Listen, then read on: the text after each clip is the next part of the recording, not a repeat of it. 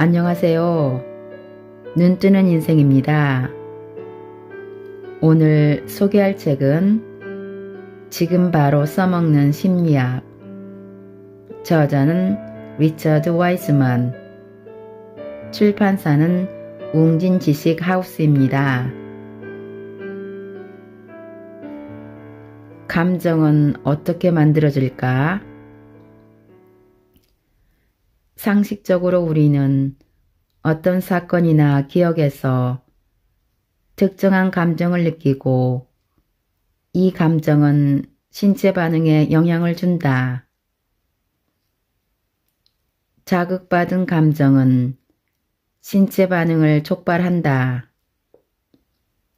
긴장감이 들면 식은땀이 나고 신나면 저절로 웃음이 나며 아찔한 기분이 들면 표정이 일그러진다. 이처럼 인간의 감정과 행동은 직접적으로 연결되어 있다. 여기에는 어떠한 미스터리도 없다. 긴장감이 들면 식은땀이 난다. 신이 나면 웃는다. 아찔하면 표정이 일그러진다. 하지만 모든 인간에게는 공통적으로 얼굴 표정으로 상대방의 감정을 추측하는 능력이 있다고 말할 수 있다. 우리가 다른 사람의 표정에서 감정을 읽어내는 것과 똑같은 방식으로 자신의 반응에서 특정한 감정을 경험하게 된다는 가설을 세웠다. 이 말은 감정이란 자기 자신의 반응을 관찰함으로써 경험하게 되는 일종의 결과물이라는 뜻이다. 이러한 관점에서 바라본다면 행복하기 때문에 웃는 것이 아니라 웃기 때문에 행복하다. 최근 좀 더 현대적으로 다듬어진 제임스 이론은 감정과 행동의 관계를 2차선 도로로 묘사한다. 예를 들어 인간은 행복하기 때문에 웃기도 하지만 동시에 웃기 때문에 행복감을 느끼기도 한다. 어떤 행동이 특정한 감정을 촉발한다는 말은 그러한 행동을 함으로써 의식적으로 특정한 감정을 이끌어낼 수 있다는 말이다. 이는 제임스는 다음과 같이 표현했다. 어떤 성격을 원한다면 이미 그런 성격을 가지고 있는 사람처럼 행동하라. 의도적으로 좋은 기분을 만들어내려면 벌떡 일어나 신나는 생각을 하고 언제 어디서나 활기차게 말하고 움직이면 된다. 나쁜 감정과 씨름하다 보면 우리 관심은 온통 부정적인 쪽으로만 흘러가 거기서 헤어나지 못하게 된다.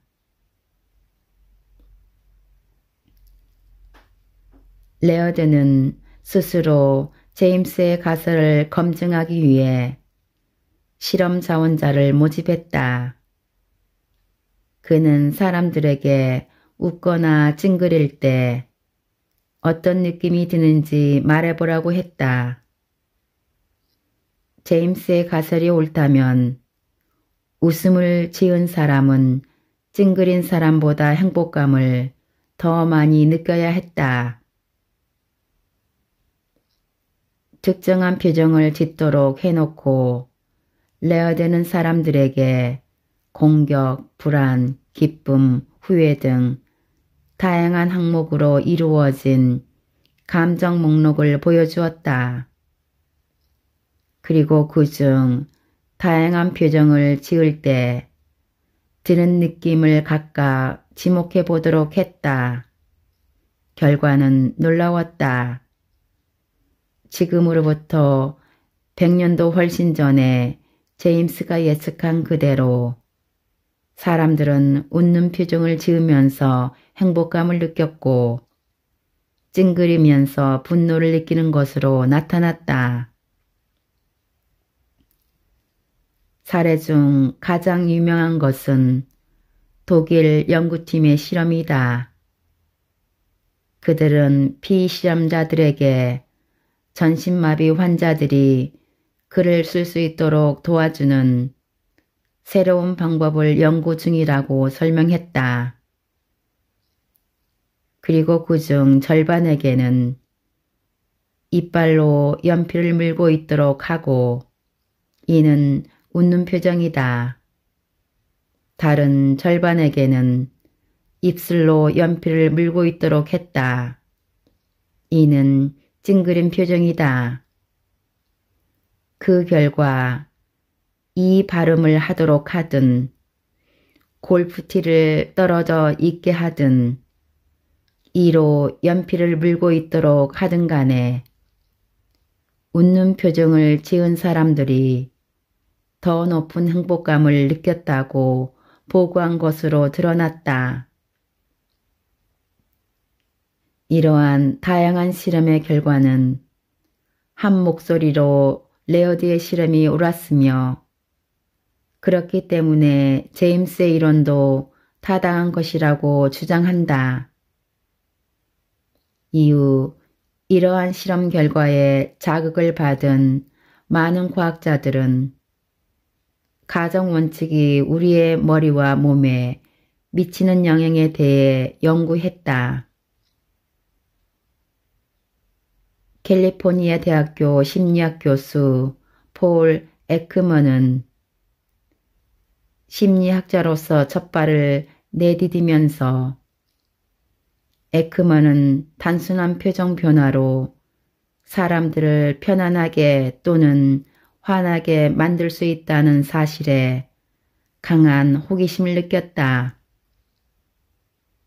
그래서 가정 원칙이 어떤 방식으로 우리 몸에 영향을 주는지 알아보기로 했다. 에크먼은 피실험자들에게 심장 박동과 피부 온도를 지속적으로 점검하는 장치를 부착했다. 그리고 그 상태에서 피실험자들에게 2가지 과제를 수행하도록 했다. 첫째, 생각만 해도 화가 치미는 과거 사건을 생생하게 떠올리도록 했다. 둘째, 화가 난 표정을 짓도록 했다.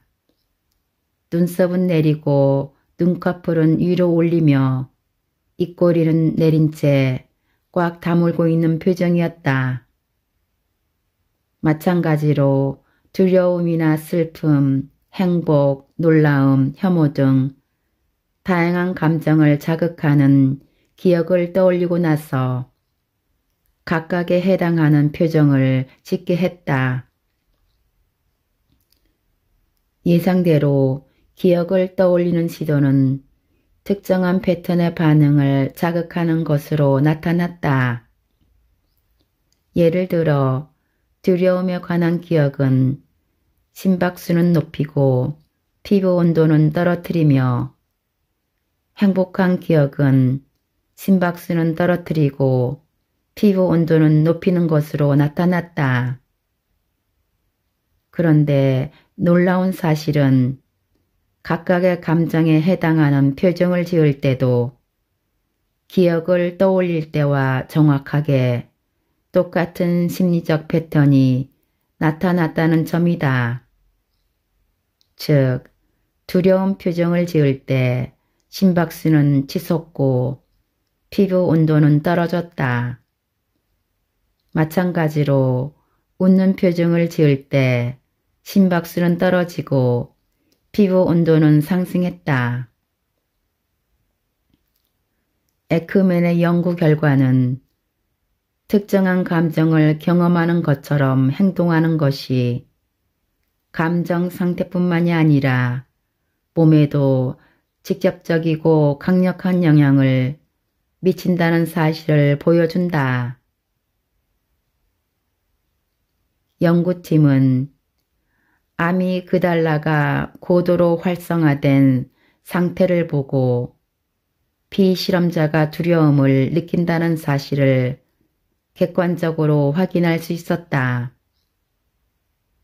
이러한 과학적인 방법을 통해 과학자들은 특정한 감정을 느끼는 것처럼 하는 행동이 뇌에 직접적인 영향을 미친다는 사실을 밝혀냈다. 프로젝트에 참여하기를 원하는 사람들을 대상으로 우리 웹사이트를 방문해 자신의 행복 지수를 평가해 보도록 했다. 여기에 26,000명이 넘는 사람들이 참여했다. 다음으로 우리는 참여자를 무작위로 여러 그룹으로 나누고 각 그룹의 행복감을 높이기 위해 다양한 방법을 실천해 보도록 했다. 일부 그룹에는 가장 일반적인 방법으로 감사하는 마음이나 행복한 기억을 떠올리게 하는 이른바 행복하다고 생각하기를 실천하도록 했다. 그리고 다음 그룹에는 제임스의 가정 원칙에 따라 매일 몇 초 동안 웃음을 짓는 방법을 따라하도록 했다. 우리는 참여자들에게 일주일 후 다시 웹사이트에 들어가 행복함을 또 한 번 평가해 달라고 요청했다. 그 결과 웃는 표정을 짓는 방법을 실천한 그룹의 행복감이 더 많이 상승했다. 이는 가정 원칙이 실험실 밖에서도 작용하며 높아진 행복감이 상당 기간 지속된다는 사실을 입증한다. 가정 원칙의 실효성을 검증하는 한 실험에 여러분이 피시험자로 참여한다고 상상해보자. 여기서 여러분은 자신의 감정 상태를 1점에서 10점으로 평가한다. 우선 웃는 표정을 짓는다. 1. 거울 앞에 앉는다. 2. 이마의 뺨에 긴장을 풀고 입을 살짝 벌린다. 이는 심리학 실험에서 말하는 중립적 표정으로 아무것도 그리지 않는 텅 빈 캔버스다. 3. 양쪽 입꼬리를 귀 쪽으로 잡아당긴다. 가능한 한 큰 웃음을 지으면서 뺨을 움직여 눈가의 주름을 만든다. 마지막으로 눈썹을 올린 상태로 20초간 유지한다. 다시 원래의 표정으로 돌아와서 방금 어떤 느낌이 들었는지 생각해 본다.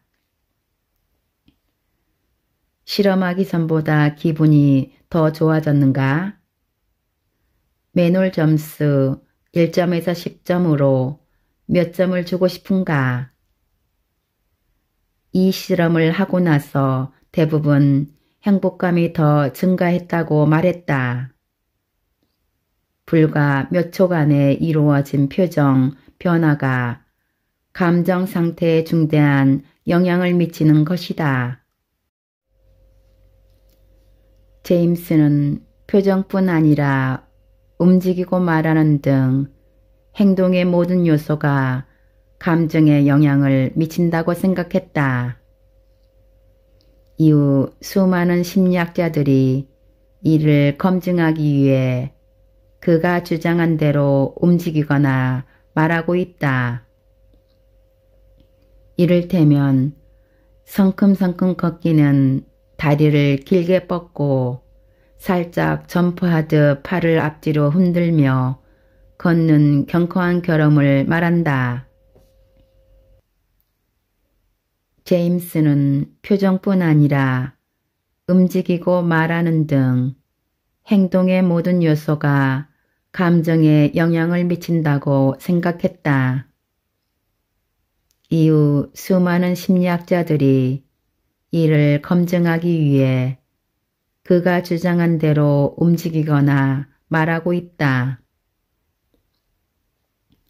이를테면 성큼성큼 걷기는 다리를 길게 뻗고 살짝 점프하듯 팔을 앞뒤로 흔들며 걷는 경쾌한 걸음걸이를 말한다.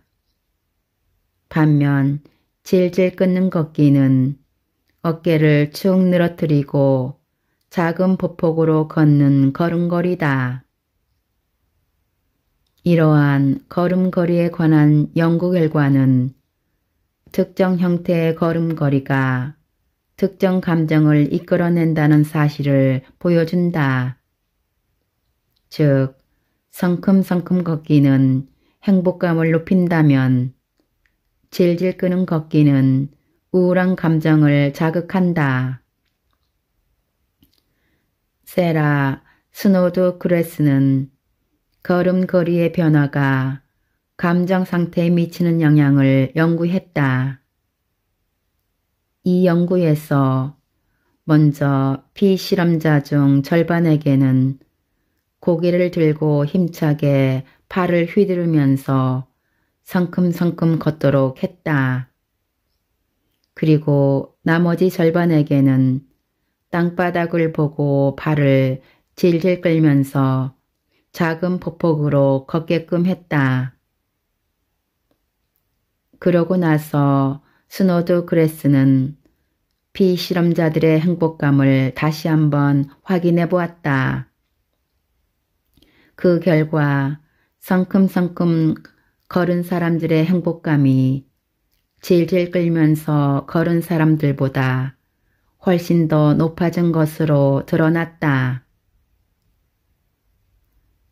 자비네 코우는 육체적 움직임이 마음에 영향을 미친다는 사실에 흥미를 느끼고 춤에 담긴 심리학을 연구했다. 코우는 실험 보조 요원에게 특정한 악수 방식을 알려주었다. 먼저 일부 보조 요원에게는 부드럽게 손을 흔드는 방식을, 다른 요원들에게는 강하게 아래 위로 손을 흔드는 방식으로 익히도록 했다. 그러고 나서 보조 요원에게 하여금 50명 정도의 피실험자와 적극적으로 악수를 나누도록 했다. 결과는 인상적이었다. 부드럽게 악수를 한 피실험자가 훨씬 높은 행복감을 느꼈다고 보고했으며 자신과 악수를 나눈 보조 요원을 좀 더 친밀하고 호우적이며 개방적이라고 평가했다. 부드러운 악수가 행복감을 자극하는 역할을 한 것이다. 또 다른 연구는 대화할 때 사용하는 용어와 말하는 방식 또한 감정에 영향을 준다고 말하고 있다. 벨테는 행복하고 자신감이 넘치는 듯 말할 때 어떤 감정을 자극하는지 알아보기로 했다. 벨테는 지원자를 모집해 두 그룹으로 나누고 첫 번째 그룹에 각각의 카드에 적힌 문장을 큰 소리로 읽어보라는 설명이 쓰여 있었다. 오늘은 여느 날에 비해 더 좋거나 더 나쁘지 않아. 피시험자들은 그 문장을 큰 소리로 읽고 다음 카드로 넘어갔다. 그래도 오늘은 기분이 좋아. 이런 식으로 피시험자들은 천천히 60번째 카드까지 과제를 수행했다. 두 번째 그룹 역시 똑같은 과제를 수행했다. 하지만 그 카드에는 감정 상태와는 무관한 문장이 쓰여 있었다. 토성이 태양에 가려 보이지 않을 때가 있어. 오리엔트 특급 열차는 파리와 이스탄불 구간에 왕복해. 카드를 모두 읽고 나자 벨테는 피실험자들에게 각자의 행복감을 평가해 보도록 했다. 첫 번째 그룹의 감정 상태는 더 좋아진 반면 두 번째 그룹은 그대로인 것으로 나타났다.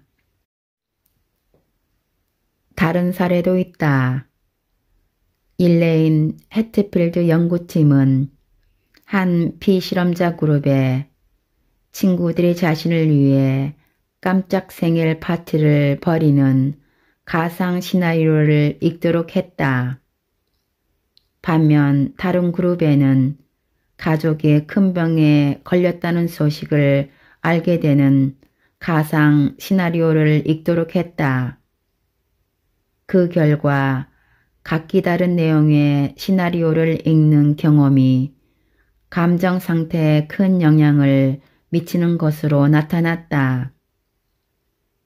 예상대로 좋은 일에 대해 들은 사람들이 가족이 큰 병에 걸렸다는 소식을 들은 사람들보다 감정 상태가 훨씬 좋아진 것으로 나타났다.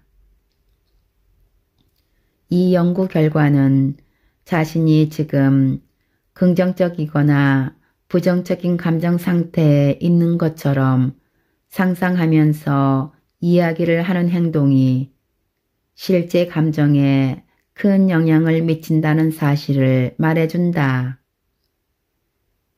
가정 원칙은 웃는 표정뿐만이 아니라 걷고 이야기하고 특정한 표현을 선택하는 등 모든 일상적인 행동과 관련이 있다. 미국 디킨슨 대학교의 심리학자 찰스 세퍼는 우승클럽의 이야기를 듣고 강한 인상을 받았다. 그래서 우스운 농담을 들은 것처럼 웃는 것이 정말로 기분을 좋게 만드는지 확인해 보기로 했다. 세퍼는 실험을 위해 직접 웃음클럽을 만들어 웃음과 미소의 효과를 비교했다. 세퍼는 피실험자들을 세 그룹으로 나누었다. 첫 번째 그룹에는 1분 동안 미소를 짓게 하고 두 번째 그룹에는 1분 동안 크게 웃도록 했다. 세 번째 그룹에는 똑같이 격렬하게 움직이지만 웃는 것과는 거리가 먼 과제를 내주기로 했다. 이들이 늑대처럼 울도록 한 것이다. 이렇게 세 그룹의 미소를 짓고 웃음을 터뜨리고 늑대 울음소리를 내게 한 다음 세퍼는 사람들에게 느낌을 물었다. 예상대로 미소를 짓고 웃음을 터뜨린 사람들은 기분이 더 좋아졌다고 말했다.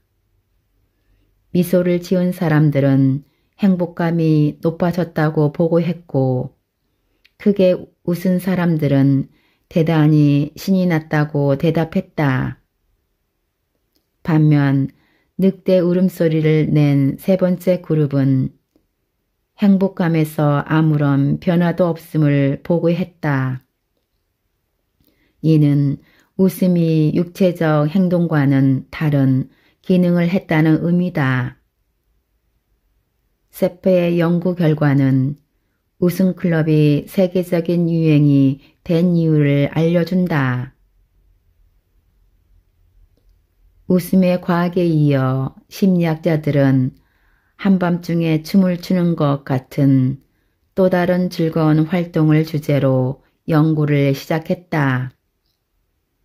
행복한 사람은 춤을 춘다. 그렇다면 거꾸로 춤을 추는 사람은 행복할까?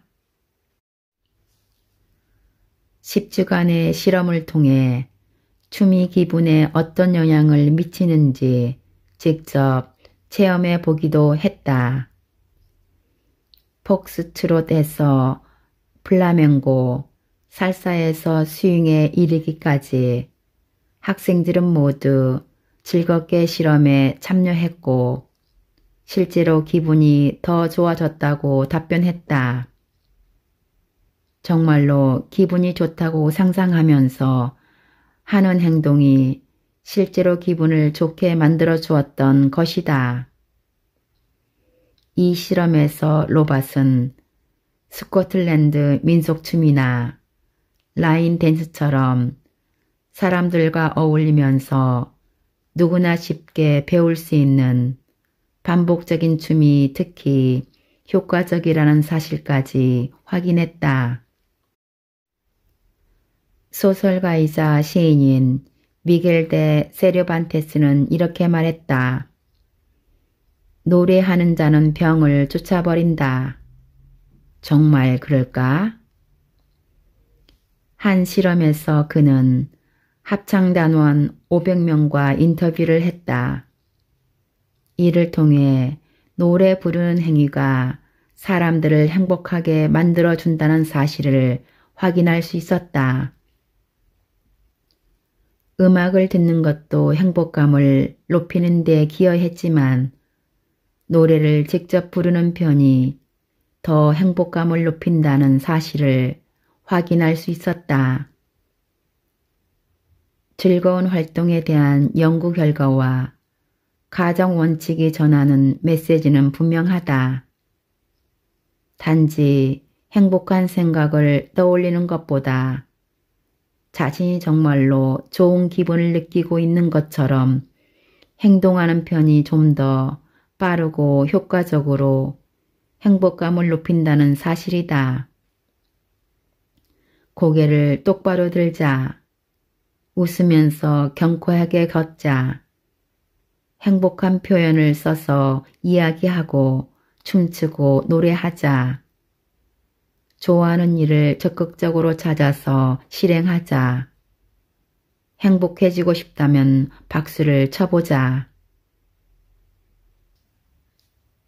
취업을 위한 면접 자리에서 면접관이 자신의 성격을 세 단어로 요약해 보라고 한다면 뭐라고 대답할까?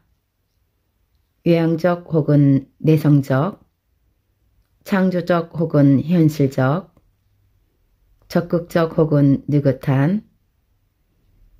이제 면접관은 어떻게 그런 성격을 가지게 되었느냐고 묻는다면 이번에는 뭐라고 답할까?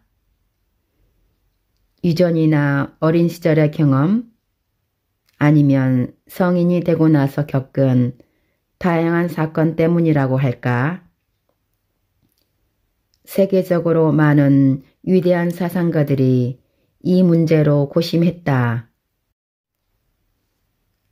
앞에서 우리는 행동이 감정과 믿음, 의지를 만들어내는 다양한 실험 결과를 살펴보았다.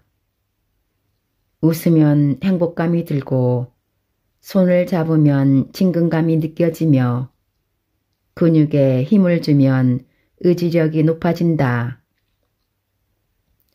이와 같은 여러 실험 결과에 영감을 얻은 몇몇 과학자들은 행동과 정체성 사이에서도 동일한 패턴을 발견할 수 있으리라고 기대했다.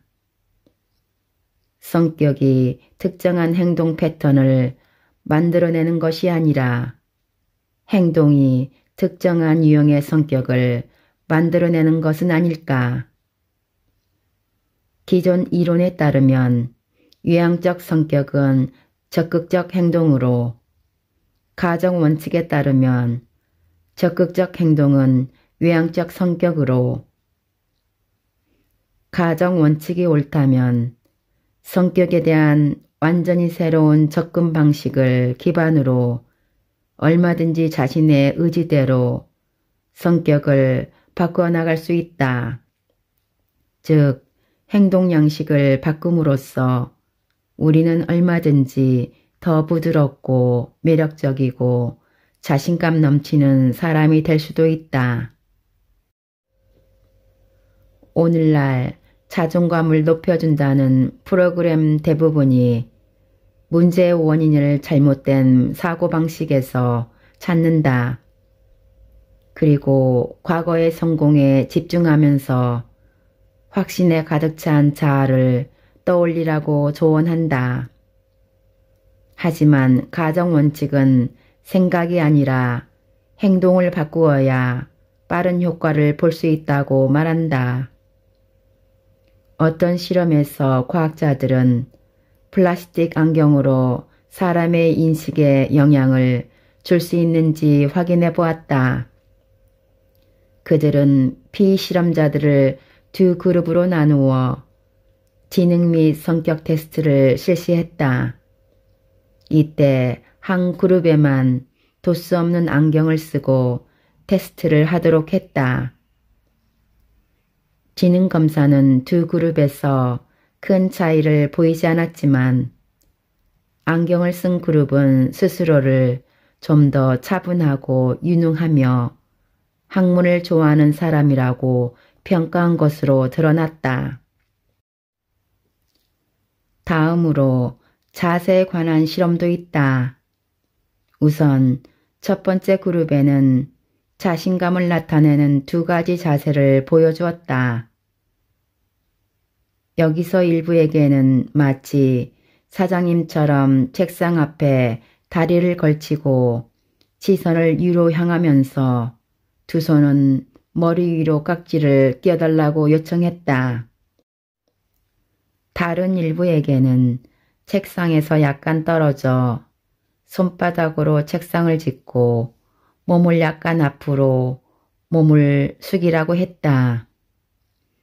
다음으로 두 번째 그룹에는 집요와는 관련 없는 두 가지 자세를 소개했다. 일부에게는 의자에 앉아서 손을 무릎 위에 가지런히 모으고 바닥을 바라보도록 했고, 다른 이들에게는 서서 약간 삐딱하게 팔과 다리를 꼬아보라고 지시했다. 연구팀은 두 그룹의 1분 동안 자세를 유지하고 나서 자신이 얼마나 힘있고 책임감 있는 사람인지 평가하도록 했다. 그 결과는 자세가 자신감에 큰 영향을 미친다는 사실을 보여주었다. 자신감 있는 자세를 취한 그룹은 자기 자신에 대해 더욱 높은 점수를 준 것으로 드러난 것이다. 심리학자 토마스 수베르트는 피실험자 그룹을 대상으로 자신감의 정도를 측정했다. 그러고 나서 몇 초간 주먹을 쥐도록 한 뒤 다시 한번 자신감 정도를 측정해 보았다. 그리고 이를 통해 행동이 심리에 크게 영향을 미쳤다는 사실을 확인할 수 있었다. 잠깐 동안 주먹을 쥐고 있던 사람들의 자신감 정도가 급격하게 상승했던 것이다. 심리학자 개개는 남성들에게 일상복 또는 소방관 복장을 입게 하고 길거리에서 200명 이상의 여성들에게 무작위로 다가가서 말을 걸도록 했다. 이들은 여성들에게 다가가 대본대로 이렇게 말했다. 안녕하세요. 안톤이라고 합니다. 정말 아름다우시네요. 지금 일하러 가는 중이라 전화번호를 알려주시면 나중에 전화를 드리겠습니다. 그때 한잔해요. 여기서 개개는 여성들이 전화번호를 건넨 비율을 분석해보고 소방관 복장이 큰 도움이 되었다는 사실을 확인할 수 있었다. 평상복을 입은 경우에는 성공률이 8%에 불과한 반면 소방관 복장을 한 경우에는 22%나 되었다. 시장 조사원으로 가장한 한 심리학자가 사람들에게 다가가 설문조사에 응해달라고 요청한다. 여기서 절반의 경우는 넥타이를 매고 나머지 절반은 매지 않았다. 그 결과 이러한 사소한 차이가 큰 변화를 이끌어낸 것으로 드러났다. 넥타이를 하지 않았을 때 설문 요청을 승낙한 사람의 비율이 30%에 불과한 반면 넥타이를 한 경우에는 90%가 넘었다. 이 실험 결과의 메시지는 분명하다. 옷을 입는 방식은 자신에 대한 인식에 직접적인 영향을 미친다. 검은색 셔츠를 입으면 권위적이고 공격적인 사람이 되고 편안한 옷을 입으면 관대하고 인자한 사람이 된다. 바로 이러한 차원에서 심리학자들은 취업 준비생들에게 깔끔한 복장을 강조한다. 여기서 가정원칙은 한 발 더 나아가 옷을 입는 방식이 면접관보다 자기 자신에게 더 중요한 영향을 미친다고 말한다. 옷을 말끔하게 차려입은 사람은 스스로를 더 성공적인 사람으로 느끼며 이러한 느낌은 면접 과정에 도움을 준다. 옷은 세상의 모든 남자와 여자 그리고 아이들까지 완성한다. 오랫동안 랭거는 수준 높은 많은 연구에 도전했다. 한 실험에서 그녀는 요양원 환자를 대상으로 일부에게는 화분을 주고 관리하도록 하고 다른 일부에게는 똑같은 화분을 주면서 요양원 직원들이 잘 관리해 줄 것이라고 이야기했다. 그리고 6개월 뒤 화분 관리와 같은 사소한 권한도 주지 않은 환자 그룹이 덜 행복하고 덜 활기찬 모습을 보였다. 더 놀라운 사실은 직접 화분을 관리한 환자들의 사망률이 15%인 것으로 비해 그렇지 않은 환자들의 경우는 30%나 되었다는 것이다. 비슷한 연구에서 랭거는 노인들을 대상으로 정신적으로 아주 활발한 것처럼 행동하게끔 하고 나서 그 변화를 관찰해 보았다. 이 실험에서 연구팀은 매주 한 그룹의 노인들을 방문해 다양한 질문을 던졌다. 간호사 이름을 묻거나 특정한 날에 요양원에 참가하게 된 활동을 묻는 질문이었다. 그리고 그 질문에 노인들이 제대로 답변하지 못하면 연구원들은 다음 방문 때는 대답해 달라고 당부하고 돌아갔다. 실험은 대단히 놀라운 결과를 보여주었다. 연구팀의 방문을 받은 노인들과 그렇지 않은 통제 그룹 노인들을 비교했을 때 방문을 받은 그룹은 단기 기억 테스트에서 더 높은 점수를 보였고 더 민첩하게 반응한 것이다. 그 2년 반이 흘러 연구팀이 다시 그들을 찾았을 때 통제 그룹의 노인들은 30%가 세상을 떠난 반면 방문 그룹은 사망률이 7%밖에 되지 않았다. 1979년 랭거는 보스턴 외곽의 한 요양원에서 70대에서 80대 노인들을 모아놓고 회상의 한 주라는 프로젝트를 실시했다. 이 실험에서 랭거는 시간을 20년 전으로 돌려 피실험자들이 1959년을 다시 한번 살거나 단순히 그 시절을 회상하도록 하고자 했다. 먼저 시간여행을 하게 될 그룹에는 실험을 통해 과거를 재현함으로써 어떤 심리적 효과를 불러일으킬 수 있는지 알아볼 것이라고 설명했다.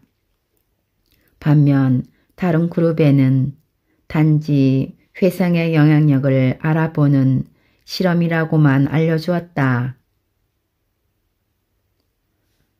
불과 며칠 만에 랭거는 실험의 효과를 확인할 수 있었다.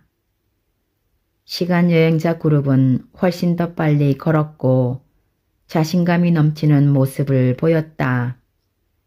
그리고 많은 사람들이 일주일 만에 지팡이 없이 걸어보려는 시도를 했다. 그 과정에서 랭거는 다양한 심리학적, 생리학적 방법을 활용해 효과를 객관적으로 측정해 보았다. 그 결과 시간여행자 그룹이 민첩성, 움직임의 속도, 기억, 혈압, 시력, 청각에서 향상된 것을 확인할 수 있었다. 흥미로운 사실은 지능검사에서 통제 그룹 중 40%가 개선된 결과를 보여준 반면 시간여행자 그룹은 60% 이상이 호전된 모습을 보여주었다. 다시 말해 마치 젊은 사람인 것처럼 행동함으로써 몸과 마음에서 세월의 무게를 떨쳐낸 것이다. 또 다른 연구에서 랭거는 아이들과 함께 있으면 더 젊어진다는 사실을 확인했다. 여기서 그녀는 비교적 늦게 아이를 출산한 여성들의 기대 수명을 조사해 보았고 그 데이터를 젊은 시절에 아기를 낳았던 여성들과 비교해 보았다. 아마도 대부분 40이 넘은 나이에 아기를 낳고 돌보는 일이 무척 힘들겠다고 생각하겠지만 꼭 그렇지만은 않다. 연구 결과 늦은 나이에 아기를 낳은 여성들의 기대 수명이 훨씬 더 긴 것으로 나타났다. 앞에서도 소개했듯이 춤은 아주 놀라운 유력을 발휘한다. 엘버트 아인슈타인 의과대학교 연구원들은 1980년에서 2001년에 이르기까지 500명이 넘는 피실험자들의 삶을 추적했다. 가장 먼저 연구팀은 피실험자들에게 읽기, 가벼운 글쓰기, 십자말풀이, 보드게임, 토론, 악기 연주 등 뇌를 자극하는 다양한 활동이나 테니스, 골프, 수영, 자전거, 춤, 산책 등 신체를 자극하는 활동 중 어떤 활동을 얼마나 자주 하는지 확인해 보았다. 그런 다음 이들이 75세가 넘었을 때 치매 발병률을 조사해 보았다. 그 결과 독서를 주요 활동으로 보고한 사람들의 경우 평균 발병률보다 35% 낮은 수치를 보였고 일주일에 4일 이상 십자말풀이를 한다고 보고한 사람들은 47% 낮은 수치를 보였다. 그러나 자전거나 수영 같은 신체적 활동을 보고한 사람들은 감소 효과가 거의 없는 것으로 나타났다. 특이하게도 한 가지 예외가 되는 신체 활동이 있었으니 바로 춤이었다. 주기적으로 춤을 춘다고 보고한 사람들의 경우 평균 치매 발병률에서 76%나 낮은 수치를 보였다. 밤마다 춤을 추러 나간 사람들은 스스로 젊은 사람인 것처럼 행동했고 덕분에 오랫동안 노화 속도를 늦출 수 있었던 것이다. 극작가 조지 버나드 쇼는 이런 말을 남겼다. 나이가 들어서 못 노는 게 아니라 못 노니까 나이가 드는 것이다.